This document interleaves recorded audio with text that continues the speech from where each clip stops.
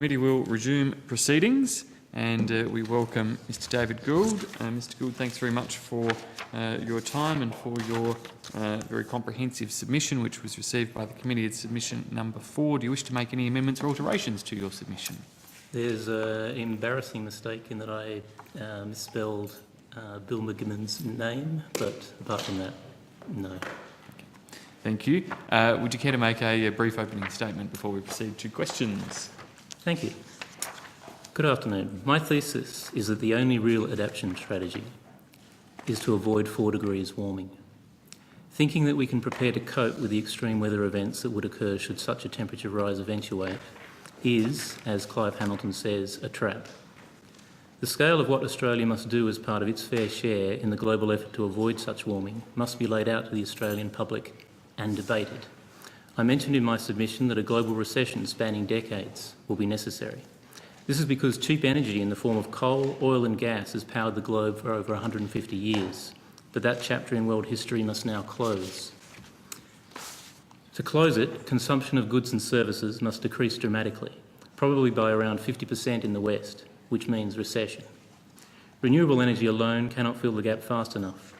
And even if it could, switching to renewable energy is going to involve the production of massive amounts of steel, silicon, aluminium, concrete and glass, which will require the expenditure of terawatts of energy that will initially have to be provided by the energy system we have now. To give some idea of the scale of the task facing us, I will lay out a version of what Australia would need to build over the next 25 years to do its fair share in the global effort to limit warming to around 3 degrees. The figures are derived from global numbers calculated by Saul Griffith, an entrepreneur and MacArthur Genius Award winner, and presented by him in a series of talks in 2008 and 2009 called Climate Change Recalculated. For the next 25 years, Australia will need to build 1.5 square metres of photovoltaics per second, 0.75 square metres of solar thermal per second, 4 3-megawatt wind turbines every day, 1 3-gigawatt nuclear plant every 18 months, 15 100-megawatt geothermal steam turbines a year, and 20 square metres of biofuel pools every second. Note that if nuclear is removed from the list and replaced with wind, for example, we must produce an additional 6 3-megawatt wind turbines a day. We must shut down our gas industry over the same 25-year period. We must close our coal industry within 10 years. And we must reduce meat and dairy production, consumption and export by 80%. This will be a Herculean task. It is a task that has not been articulated to the Australian people by its leaders. As elected representatives of the people, you need to start doing so. I believe that, given leadership, we will rise to meet this immense challenge. We will make the impossible possible. We must. Thank you.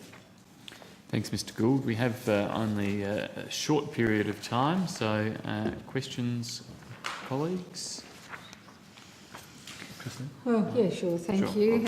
Thanks, Mr Gould. And as you would be aware, I share exactly your concerns that we are on a trajectory and that we've gone beyond 2 degrees. And in my view, we're beyond even imagining we can restrain global warming in that context.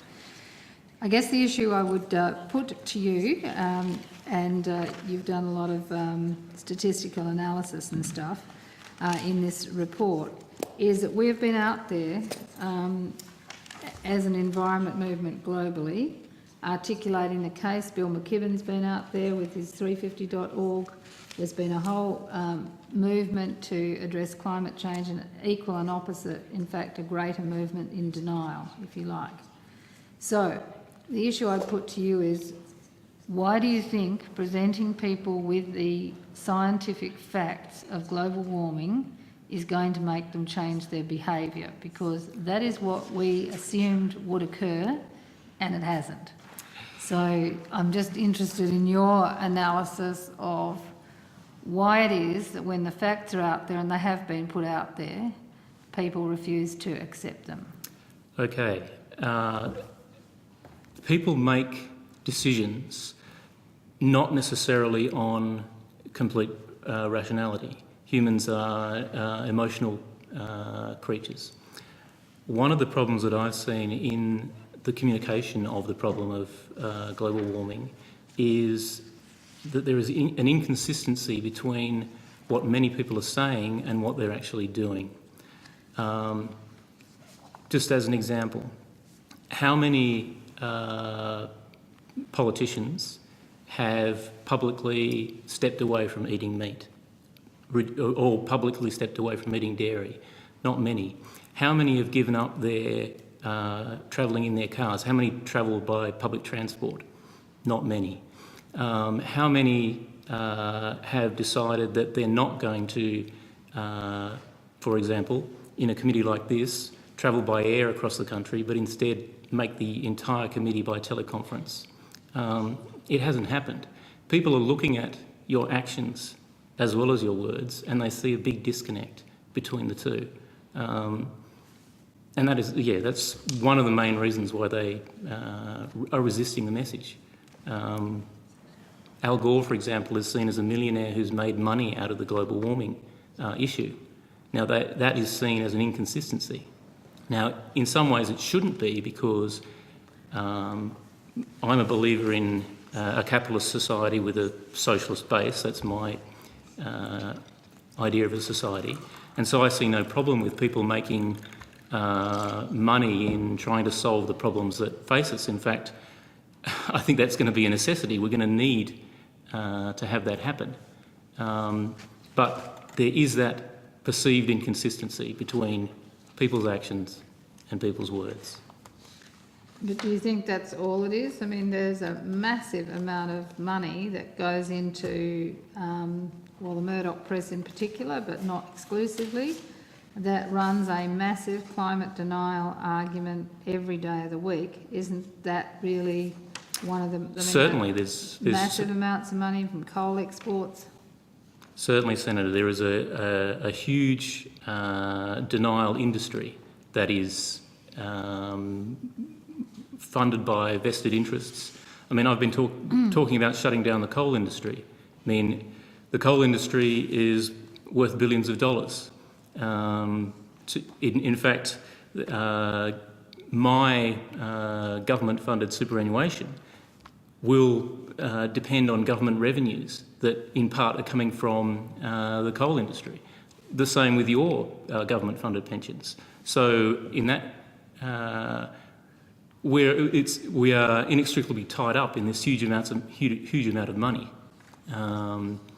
But we need to move past that. And the simple truth is that if you don't articulate the truth of the scale of the task facing us and the sacrifices necessary, and start making those clearly yourselves, making those sacrifices, then I don't think that we're going to move much further. However, I have confidence that you and us are going to do that.